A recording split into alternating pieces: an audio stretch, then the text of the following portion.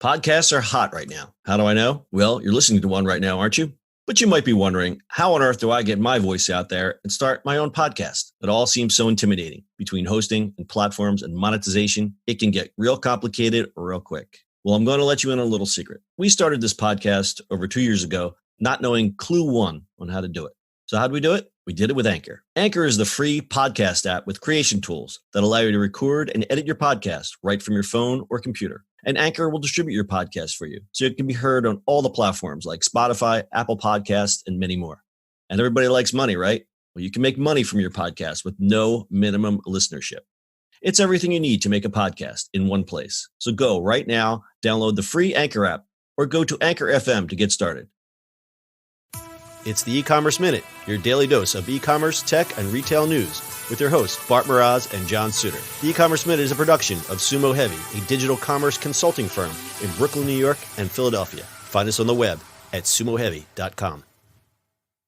This episode is brought to you by SendPro Online from Pitney Bowes. Save time and money no matter what you ship or mail with SendPro Online software. Print shipping labels and stamps right from your desk and access discounted rates for as low as $4.99 a month. Try it free for 30 days and get a free 10-pound scale when you visit pb.com/minute. That's pb.com/minute. Experience the better way to ship with a free trial of SendPro Online from Pitney Bowes. It's E-Commerce Minute episode 470. In today's episode, NBCUniversal introduces Shoppable TV. Very soon, you'll be able to shop with your smartphone just by pointing it at your TV. That's the concept behind Shoppable TV, which was recently unveiled by Comcast NBCUniversal. Viewers will be able to point their smartphone camera at the screen during on-air shoppable moments. The code then takes the viewers directly to the advertiser's website where they can interact and potentially decide to make a purchase. NBC properties NBC, NBC Sports, Telemundo, USA Network, Bravo, E, and CNBC Prime are among the company's brands that will participate in the plan over the next coming months. During a test run on Today, the media conglomerate claims Shoppable TV generated thousands of scans and six-figure sales in, quote, within minutes, end quote. Direct response TV ads, infomercials, and shopping channels have been around for years, but NBCUniversal aims to differentiate its Shoppable TV with a more integrated approach to DTC sales through a smartphone. According to the company, this is the first time QR codes have been used on national TV to drive direct sales. Bart, I know that you're big on the video shopping. Is this the dream you imagined, or is this a hybrid, or is this garbage? It's garbage, you know. It's garbage. No, it's not what I imagine. Everybody's why can't somebody read my article or the 15,000 ways of me yelling at people for this and just do it the way I want them to do it? So Bart has an article on Medium. Just search Bart Mraz on Medium. He talks about video shopping. Yeah, it's not quite the world that we Why are imagine. people making this difficult? I don't think that it's difficult, but I think it's going to be awkward. And listen, we've seen technologies. You build a technology around something to solve a problem. Well, you know me, I hate QR codes, so I'm already thumbs down on this. But yeah, and it just Bart has thoughts. I mean, it's just. QR codes. I mean, listen, they're not going away. They're going to be everywhere because it makes sense. Sure. There's so much data on them. But shop that way, that makes no sense. Like somebody tried this, I think. Remember we're in what's the song? The app that recognizes songs. Oh, Shazam. Right, Shazam. They used Shazam for commercials before too, where your phone just listens to it. But that just makes no sense. Why not have an account and just I don't know. To me, if you're shopping, there's got to be an easier way to do this. Not just. I think the way I've thought about it, put it inside of Facebook and doing a quick link. That's easy. Right. But you can probably do the same thing in a phone. Like there's got to be a way to just link to it. Like to me, the QR code is another step, like why not have it? I don't know. It's another step. And as a designer, I always thought QR codes were very inelegant. It's just, let's build a QR code around this ad. And it just kind of adds a lot of noise and cruft on there, especially to the people who would have no intention of ever interacting with a QR code. They would just ignore it. Yep.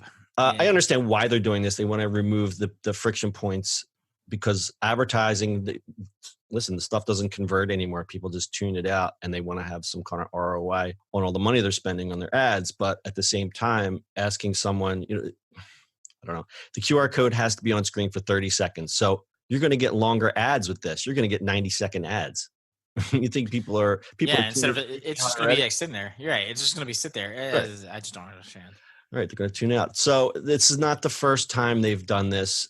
They had another partnership with Sky, which is, I think that's also owned by Comcast, developed a targeted advertising for TV and a machine learning tool called a context intelligence platform that picks the best moments in a show to play specific commercials by scanning scripts, closed captions, and visual descriptions. Now that I can understand, okay, you develop a technology that says, here's a better place to put an ad. Nothing wrong with that. That is seamless to the consumer. They also did a test with the Golf Channel to help reach audiences, but there was no real specifics how that worked. But that I can understand, where you're using some kind of intelligence to say, listen, we know that people aren't watching ads, but here's the best place to put it. Yeah, although nobody has really thought of it, or I haven't seen it yet. You know how like old baseball games, when you watch them TV, that ad is actually not the ad at the stadium. It's different. Yeah. What if, it'd be really funny if they did this in like a movie or a TV show.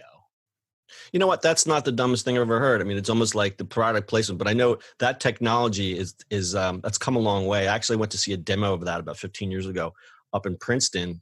The company that invented it actually went out of business. I think someone bought their patent or whatever. But it held such possibilities because you could take something and overlay it where it's not as obtrusive as just going a bottom third or taking half of the screen or putting or flashing or doing something like that. That kind of stuff makes sense. And if there was a way that you could seamlessly interact with it, would make more sense than let's stop, have a 90-second commercial with a QR code. Yeah. Anyway. All right. So I had a couple other things to say, but we'll just run through to stat time. A 1% response rate is common for email, social media, and paid search campaigns, while online display ads generate, what do you think that number is? I have no idea. 0.3 response rate per the ANA DMA 2018 response rate report. Very low. And then I'll give you a little fun trivia here. The first item on QVC ever broadcast and sold, do you know what that is? I used to know. No, I used to know. No. I don't remember. Take a guess. I don't remember. I used to notice that. The first item broadcast and sold on QVC was in November 1986. It was $11.49 shower radio, the Windsor Shower Companion. And that was the year the QVC launched, and it reached nearly 8 million homes, with the first year of sales reaching more than $110 million. That is in 1986 dollars, ladies and gentlemen. I think they're still selling that radio. They probably are. And for context, so it reached 8 million homes. And for context, at the same time, The Cosby Show reigned as the top-rated show on TV and reached 29 million households tuning in. So you had 8 million people just tuning in to this new thing called the QVC. I don't know what their ratings, their viewership is now because everything's so fractured and diluted, but that is pretty amazing. And think about it, $110 million in the first year in 1986 dollars. That's like $111 million now, isn't it? Yeah, something like that. Do the math. All right. We're going to tell you about our sponsor, Send Pro Online from Pitney Bowes. Guys, stop wasting time waiting in line to send mail-on packages. Avoid all that confusion trying to find the best postal rates for your business. With Send Pro Online from Pitney Bowes, you can send packages and mail without leaving your office, right from your desk, as low as $4.99 American per month. You'll save time and money no matter what you send, from letters to packages to overnights. And listen, at that $4.99 price point, you can print shipping labels and stamps right from your own printer, easily compare rates using the online software, gain access to special USPS savings for letters and priority mail shipping, plus track all of your shipments and get email notifications when they've arrived. And for being a loyal e-commerce minute listener, you'll receive a free 30-day trial to get started. As an added bonus, you'll receive a free 10-pound scale shipped right to your door to help you accurately weigh your packages. You got to weigh them. You got to know how much it costs. You got to weigh them. So go to pb.com/minute to access a special offer and get a free 30-day trial plus a free 10-pound scale to get started. That's pb.com/minute. Experience the better way to ship with a free trial of Send Pro Online from Pitney Bowes. Bart, got anything else to add? Everybody should read my article, and somebody should start a company to do that. Just saying. And you can sign us on as advisors for just a nice little chunk of stock. We'll take like 1%. Yeah, 1%'s fine. We'll just work on that. Yeah. All right, that's your e-commerce minute for today. We'll see you on the internet tomorrow. That's it for today's show. If you like the show, do us a favor and subscribe or leave us a review on iTunes. And don't forget, you can now listen to the e-commerce minute on your Amazon device. Just add e-commerce minute to your flash briefing.